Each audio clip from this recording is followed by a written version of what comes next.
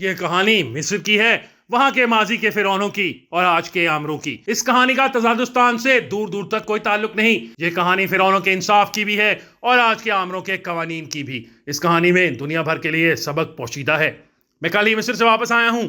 قاہرہ کے پڑوس میں غزہ کے قبرستان میں 2 بڑے بڑے احرام ہیں جن میں اپنے اپنے وقت کے فرائض دفن ہیں۔ باپ، بیٹے اور پوتے کے احرام بھی ساتھ ساتھ ہیں۔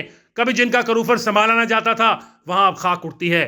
ٹوٹی ناک والا ابو الحلال پہرے داری کے لیے آج بھی استادہ ہے، مگر احراموں سے 80% ممیاں اور سامان اہل مغرب اٹھا کر اپنے اپنے ملکوں میں لے گئے ہیں۔ صرف 20% سامان مصر کے عجائب گھروں میں نظر آتا ہے۔ آج سے 5000 سال پہلے فرعون کے دور میں انصاف کو خدائی وصف سمجھا جاتا تھا۔ اس دنیا میں انصاف دینے کے لیے خدا کی نمائندگی خود فرعون کرتا تھا اور اپنے ججوں کا تعین بھی خود کرتا تھا۔ آج کی دنیا کا بھی سب سے بڑا منصف خدا پاک ہے۔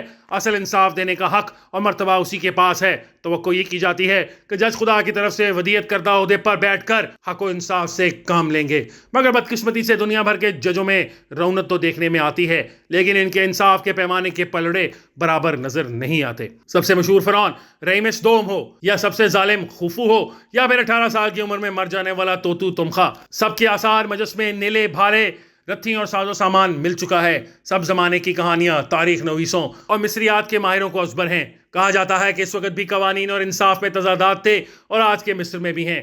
حالیہ مصر میں اپنے وقت کے عامر حسنی مبارک کو سزا دی گئی تو بڑی عدالت کے ججوں نے اسے رہا کر دیا، بالکل اسی طرح جیسے جنرل مشرف کو پاکستان میں آرٹیکل 6 کے تحت سزا سنائی گئی، پھر ہائی کورٹ نے وہ سزا معطل کر دی، مگر یہاں بالآخر انصاف کا بول بالا ہوا اور یہ سزا بحال کر دی گئی۔ مصر اور تزادستان میں آمروں اور ججوں کی کہانی ملتی جلتی ہے۔ جمال عبد الناصر، انور سادات، حسنی مبارک اور آج کے ابو الفتح السیسی، وہ 4 بڑے نام ہیں جو مقتدرہ کے پس منظر سے سامنے آئے اور پھر دائمی اقتدار کے خواہش مند بن گئے۔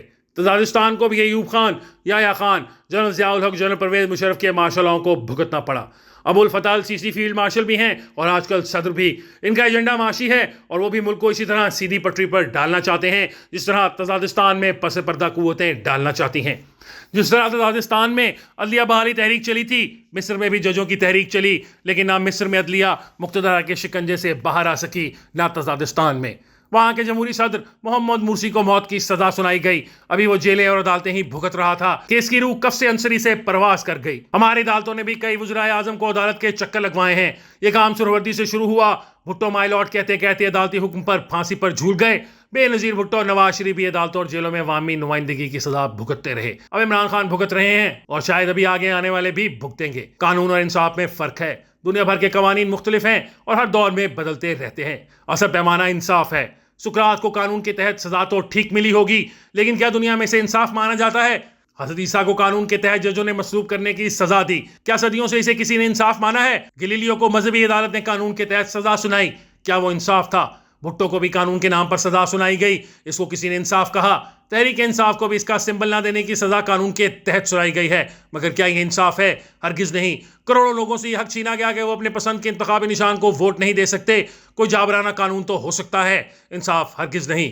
قانون اور انصاف کا جب بھی تقابل ہوتا ہے تو تاریخ میں انصاف کا درجہ بڑا ہو جاتا ہے، قانون کہیں تاریخ کی اندھیری گلیوں میں گم ہو جاتے ہیں۔ فرعون کا خیال تھا کہ ابو الحلول وہ پرسرار مخلوق ہے جو ان کی پہرے داری پر خدا کی طرف سے متعین ہے۔ یونانیوں میں یہی ابو الحال سفنکس کہلاتا تھا۔ وہ بھی مصری ابو الحال کی طرح شیر کے جسم، انسانی چہرے اور بڑے بالوں والا تھا، مگر یونانی مخلوق کے پر بھی تھے۔